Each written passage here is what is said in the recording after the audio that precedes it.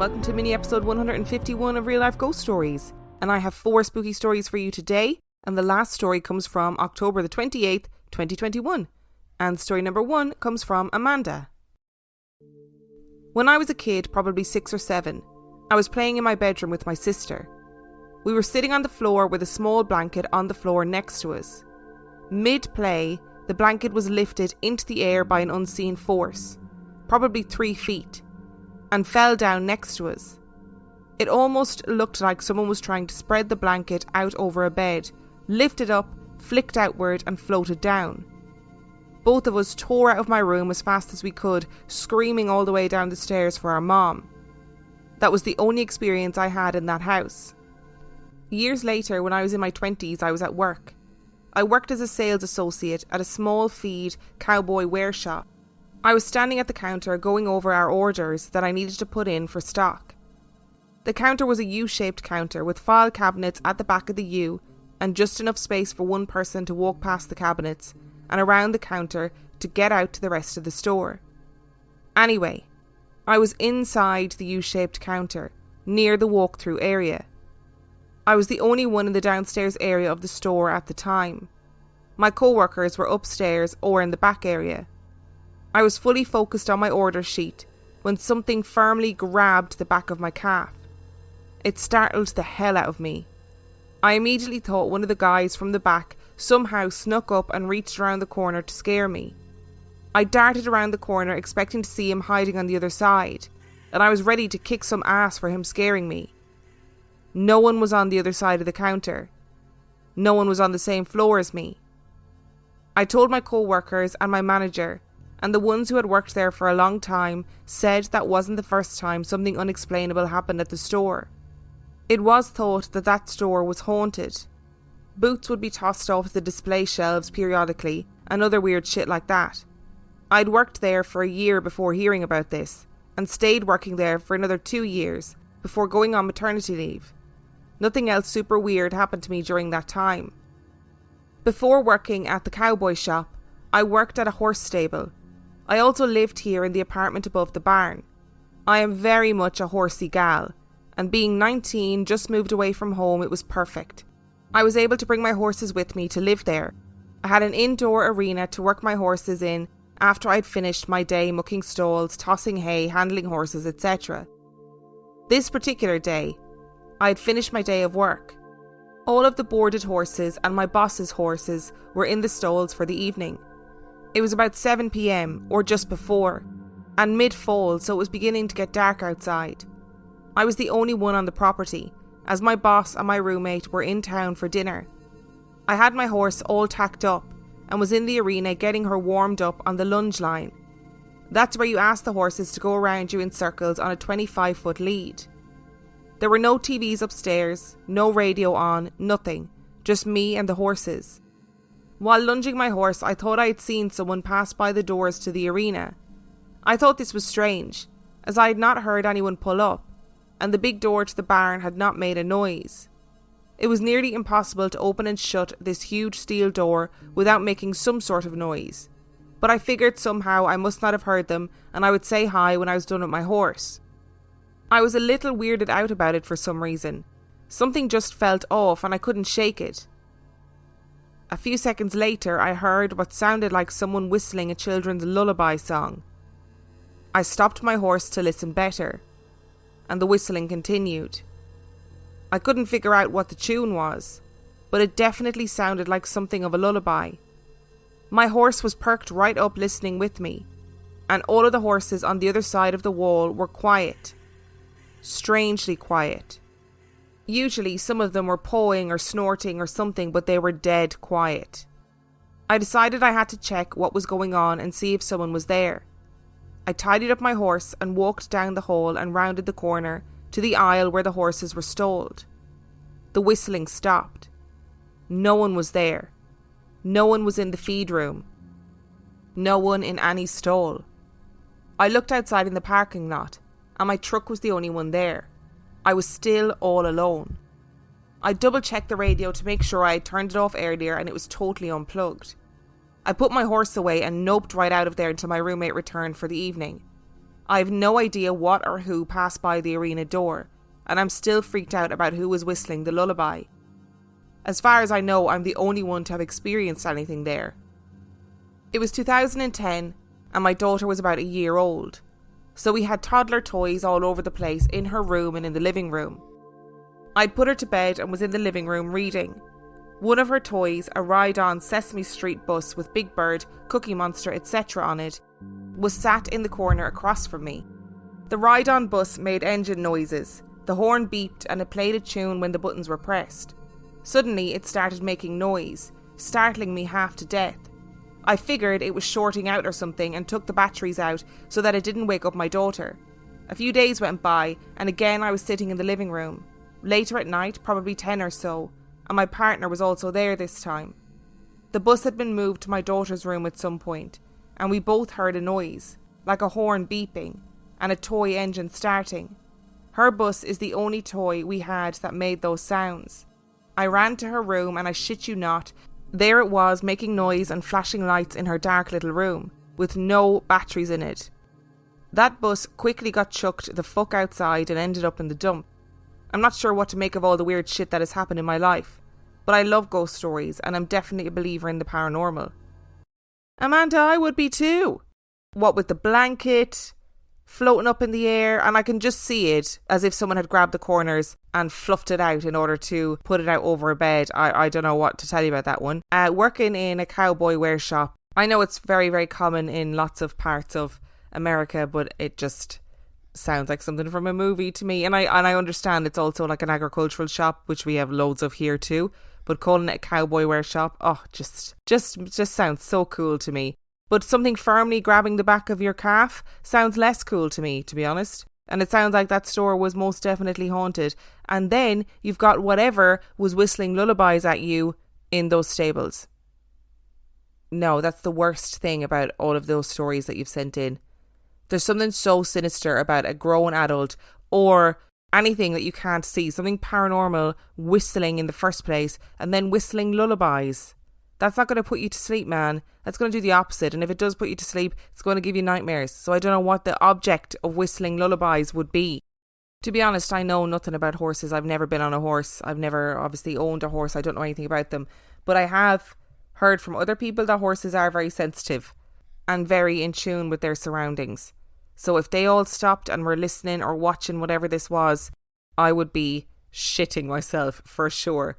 I think it's always that curse of validation, isn't it? Like, you kind of don't want it to be real, but then you see the animals around you responding to whatever it was you're hearing, and it just definitely would make it a million times worse for me, I think. And story number 2 comes from Indigo. Several members of my family are gifted. I don't want to say psychic because everyone has their own idea of what psychic means, and oftentimes there's a negative connotation to that word, like, sure you are, you're just making shit up. Or, I don't believe in those things, that's the devil's work. All bullshit if you ask me. Anyway, several of us are gifted, including myself. I can feel when a space I am in is being haunted, and at times, depending on what it is, I can hear them. I can also feel whether or not that being is malicious, or at least I've been able to in the past. I've had several experiences, but I'll share only a few, which brings me to the first one that I want to share with you. Many years ago when I was in high school, we had a family cat, Socks. Socks was extremely intelligent and was a loud eater. You always knew when Socks was eating her cat crunchies. I've always been a night owl. Therefore, late at night when the rest of the house was sound asleep, Socks would come into my room and keep me company. I would sit up in my bed, drawing or doing homework. She would jump up at the foot of my bed, walk up my blanket, and then lay down between my knees. This was our routine. Then one day, much to our family's devastation, our beloved cat was killed by a car on a rural road. We could not find her for days. Once we finally found her, we were able to say our goodbyes and put her to rest. Fast forward a few days. I was in my bedroom, and I heard a distinct crunching sound coming from the kitchen, as if Socks was having her cat crunchies dinner. Everyone was asleep, and we did not have a new cat yet. It had to be Socks. I smiled and went about my business. A night or two later, I was in the same position, reading in bed for a class. Back then, I liked my blankets to be taut, even when I was in bed. It was late. Something caught my attention in my peripheral vision. I looked up, but I didn't move. Much to my surprise, there at the foot of my bed, I see little paw-sized indentations. I watched as the indentations walked up my blanket, and then, just as she had always done, Socks settled down and laid between my knees. It was not just that I saw the indentation, it was as if her body was there. I could feel the weight of my cat settle, and watch the blankets sink in where my Socks would always keep me company at night. I was freaked out, but not too bad. It was just my cat. Still, the idea was pretty freaky. I calmly said, "Socks, I know that it is you, but you're kind of freaking me out right now." And just like that, she was gone. The weight on my blanket disappeared. She was gone. I regret that now. I could have had a cool ghost cat hanging around with me each night. On the weekends, my family members would stay up late too, but we had to be exceptionally quiet in our room so my dad could sleep. Discussing with my sisters what I had seen and heard a few days later, they too had heard her crunching on her food in the kitchen, though nobody else got the late night visit that I did. I should also note that the house was haunted by someone else. About 40 years before we moved in there, our house we moved into had burned down. It took the owner with it. That guy still haunts that house. But he stayed mostly in one place, the oil and water cellar, and he didn't venture out much, and he never bothered anyone. Everyone knew he was there though, we could all feel him. We did not like going into the area he hung out in. Spiders, obviously, and, well, a ghost. But when your ass is hiding from a tornado potentially hitting your house, hiding in the old, dry water and oil cellar with a harmless ghost seems like a safer option. On a side note, tornadoes are awesome but also fucking terrifying. When I was a little girl, my dad's siblings bought a large old house together to live in while they were in college. I thought this was the coolest house in the whole world because my uncles lived there, and my uncles and aunts knew how to have fun. But there was always a creepy scariness to the house.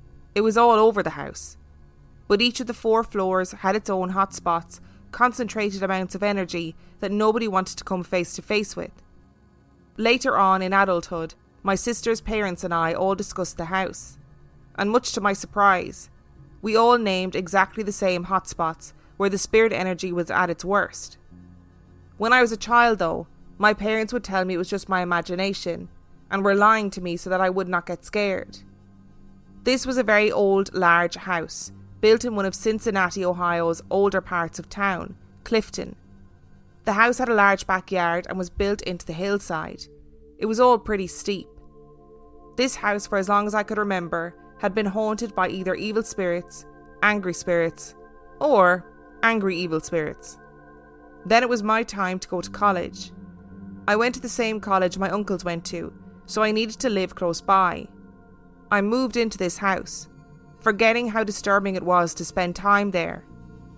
There was the attic, where I found a disembodied mannequin head at around age 4 and it scared the shit out of me. But the attic was then finished and made into 2 very nice big bedrooms.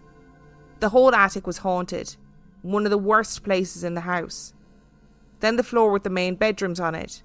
The small room leading up to the attic was haunted often, and if not there, they really liked to watch me and mess with me in my bedroom.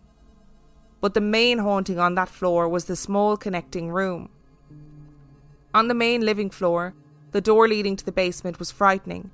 The energy oozed and crept out of it. There was also the dartboard closet in the dining room, which was haunted as fuck. The kitchen was okay, but it seemed to like to give the creeps in the half bathroom just off the side of the kitchen. And the backyard, even though nobody was even remotely close to the house, it always felt as though an angry presence was looking in at you in the kitchen. The backyard, haunted. I hated playing back there. And the front porch area, haunted. It is like those small areas that I mentioned, such as the closet and the 1/2 bathroom, as well as the small connection room, were all the paths the spirits would take from moving from floor to floor. Never on the steps, never in the hall or the living room, or even the main bathroom. But the worst room in the whole house is where this brief story takes place. And you can say, well, it's a basement. All basements are creepy now, aren't they? No. There's creepy and then there's this basement. Or the portal to hell. And for the record, cleanses had been done multiple times by people who knew what they were doing. It never worked on these supernatural assholes. Must have done the wrong kind of cleanse or something. Maybe their sage was old, I don't know. Anyway, this basement was old and dark and leaky with bits of broken things and old concrete and old wooden shelves. But in the far corner of the basement, directly to the corner of the dryer, was the hillside. So this was all underground. There was an old door wrapped in plastic with broken panes of glass completely broken down, but also completely protected, leading, I can only assume, into the dirt of the hillside. Not even my uncles knew what was behind that door. They never messed with it. Probably because it was scary as fuck. It led to nowhere, it was all underground. I refused to go down into the basement, unless I had company on the phone or in person. But I did have to go down there regularly because that was where the laundry machines were. I had a cat at the time, Lady. Lady was super chill, nothing ever got to her, and she was my little shadow. She followed me and kept me company everywhere. And it is because of her that I knew something horrible and frightening showed up behind me. This was 20 years ago, but I remember it like yesterday. My cat had lived in haunted houses with me before. The ghosts never bothered her. But this time was different. She reluctantly followed me down the basement steps, where I reluctantly went to do my laundry. I was switching the loads over in the dryer when I looked down at her, and she was staring right past me, just past my head, looking up, looking in the direction of that scary-ass door. She started to hiss and yowl. Lady's tail became huge and all her fur stood on end. She arched her back, yowling and hissing like she had to defend herself, and warning me that true danger was directly behind me. She was terrified. The cat doesn't understand that I cannot see what she was seeing, but I could feel that fucker though, whatever it was. But I couldn't see it. Like a bolt of lightning, she shot out of the basement and up the stairs faster than anything I've ever seen. She had never reacted that way before, and after that day, she's never reacted that way again. She also never went into the basement again. I screamed and ran up the steps after my cat and waited for someone else to come and finish the laundry. I will never forget that day, and I will never forget the horrible energy in that house. I still have nightmares about having to go back there for one reason or another. My current house is clean, happy, with a light energy. I love my home. It's an old building and it has seen a lot of life over the years. I have an attic. The attic steps are behind a door in the bedroom, and the attic in this home is a peculiar space. I believe it tends to be busy with spirits and energy that is not mine, but none of it is bad or malicious. I make jokes about it actually. I compare my attic to a spiritual bus station. Spirits coming and going, but nobody sticks around for very long. And if I open my bedroom door leading up to the attic, the energy kind of disappears. Like they know I don't want them there and I am uncomfortable with them there. So for the duration that I'm in the attic, the spirits stay out. How kind of them. I'm on the second floor. The ceilings are high and there is no working doorbell. I cannot hear anyone knocking on my door on the street. It would have a different sound anyway, the building is solid brick. The interior doors of my apartment are cheap, hollow, thin wooden doors. The door out on the street is heavy, old and solid wood with thick glass in it. Again, I cannot hear it if someone is there. My boyfriend and I were in my bedroom. We had just brought down all the Christmas decorations and I began to monkey with the boxes. He lay down on the bed, which is in the middle of the room. He could not touch either wall or the door. We were talking and I was watching him talk to me as I untangled some garland, when all of a sudden, there came 4 knocks. 4 loud, distinct knocks that came from the other side of my attic door. It is a very distinct sound. Nothing else at all in our home makes a sound even remotely similar to this. My boyfriend and I both heard it, and since I was talking to him, I could see that he did not knock on the door. He was just as stunned as I was about the whole thing. Later he completely denied it because he could not rationalise it. That weekend, I went to a spiritual woman who sells crystals and loads of other things for cleansing and protecting your space. I told her what happened, about the energy in the attic with the knocks. She recommended specific crystals. I placed some around my house, but one very special crystal in the attic at the top of the steps. The crystals still sit where I put all of them, especially the one in the attic. She said it is like an energy sign that basically says, "Do not enter, no trespassing." Since then, nobody has tried to visit. And finally, I believe I also had a very brief, very distant UFO sighting. At this time, drones did not exist yet. Far away in the night sky, it looked like 3 stars flying together from 3 different corners of the sky. They slowly flew towards each other until they formed a small triangle. They hovered in this position for a second or two, not moving, and then in an instant they shot out, each in the direction they had flown from, and disappeared. But it happened in a split second. It was so fast. And the nature of it did not suggest anything I could think of that would be man-made. It was too fast. And nothing that we make that I know of can hover like that without moving, just to completely reverse course and disappear in the blink of an eye. And I don't know what else it would be. So let's start with the alien story and just get it out of the way. And I mean that with the most respect possible, because I hate UFO stories. That's not a government kept secret, but you know what is a government kept secret? All this stuff that does be flying around in the night sky, okay? I'm not really a conspiracy theory person.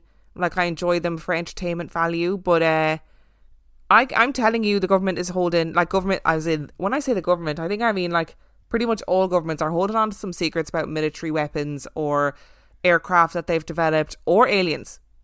Because you just wouldn't have so many people having these really similar encounters all over the world where they're seeing these things in the sky that are doing crazy maneuvers. It just blows my mind. Blows my mind. I loved the cat story, and I think I would be the same, though. I don't think you should ever beat yourself up about being like, oh, I wish I hadn't told it I was freaked out because I could have it hanging around. Regardless of what the nature of the haunting is, it's still going to be freaky a little bit. And I think it's like, it's okay to say, hey, I'm not comfortable with this. Can you please go elsewhere? Because I think that's what I'd be doing. I find it totally crazy as well that people live in areas where there's tornadoes and it's just a part of life. Like, I find that completely mad. I remember being in Canada a good few years ago and I got an alert on my phone to say there was a tornado warning.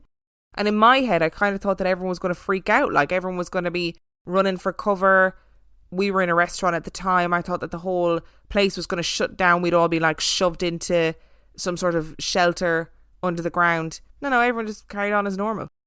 It was mad. It was wild. There was no tornado, as not that I saw anyway. I mean, maybe there was, but yeah, it was just totally bonkers. The moral of the story as well is to just keep cats around, or horses, or dogs, because they're always going to know when there's something evil knocking around behind the door that goes into the hillside. You know, they're going to see it, they're going to sense it. Cats in particular, they're not going to hang around and try and protect you. Sorry to be the bearer of bad news. Those cats are going to be gone. They're going to be running. They're going to be protecting themselves. They're going to be like, sorry human, I don't give a shit about you. I'm off. What a good idea though, to go to the crystal lady when you heard the knocks in your bedroom. That is a good idea, to just go, okay, I'm going to accept this happened and I'm going to go and get crystals from a lady and I'm going to put some sort of energy out there that's going to protect me. Very good thinking.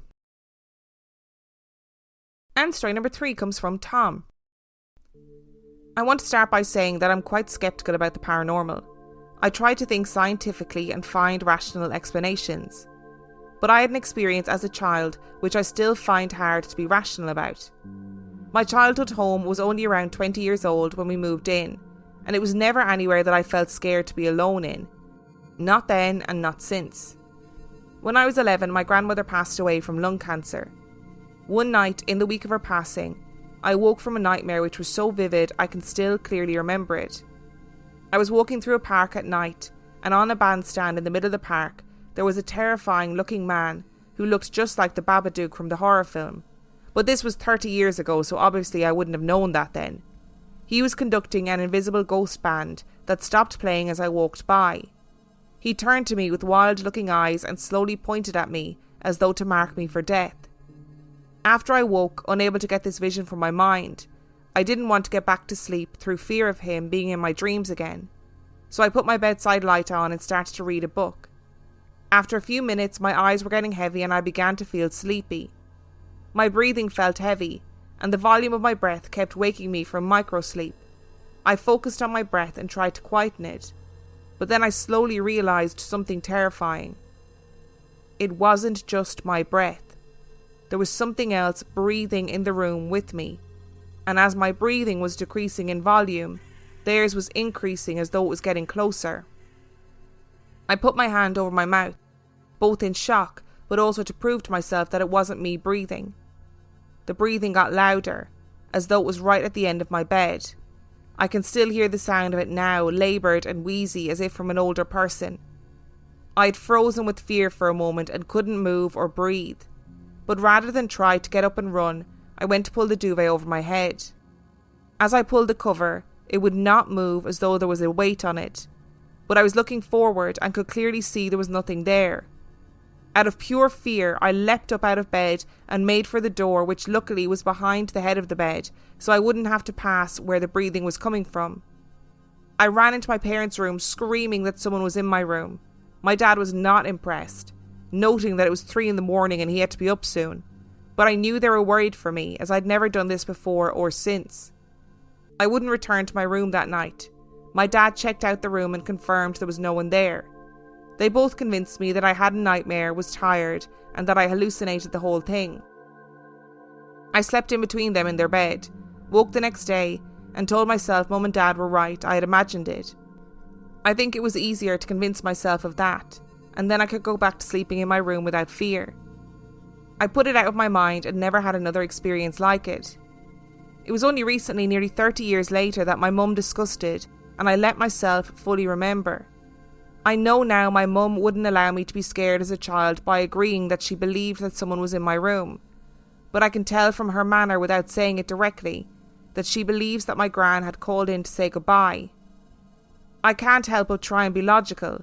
Maybe I was tired and hearing things. Maybe the duvet cover was trapped at the end of the bed. But why would my gran scare me like that? But it's also comforting to think that perhaps she just called on me to see me one last time, and my being scared was just a natural response to the supernatural.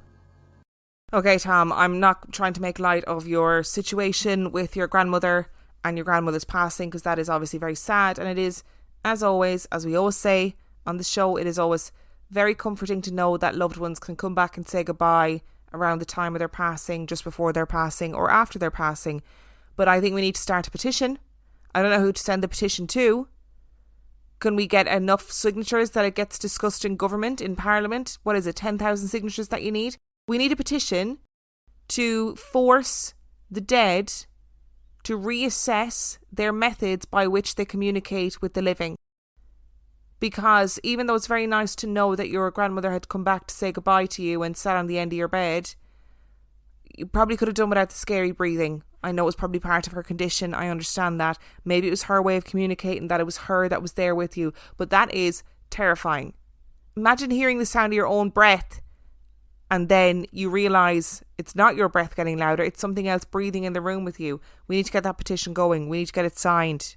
The petition to make the dead reassess how they communicate with the living, because folks, it is not working. It is not working. And story number 4 comes from Brittany. I've been interested in the paranormal since I was 5 years old, having my first real experience when I was 13. I'm 30 now, and I've had way too many to count. But this one changed my life for the better. I'm the eldest of 8 grandchildren on my dad's side. Because of this, I considered myself to be the closest with my granddad. I spent my childhood and teenage years at his feet, listening to his war stories and soaking in the walking history book that he was. He was ex-military, having served in Vietnam, and because of this he was bound to a wheelchair. Pawpaw was a no-nonsense gentleman, but always had a soft spot for his grandkids.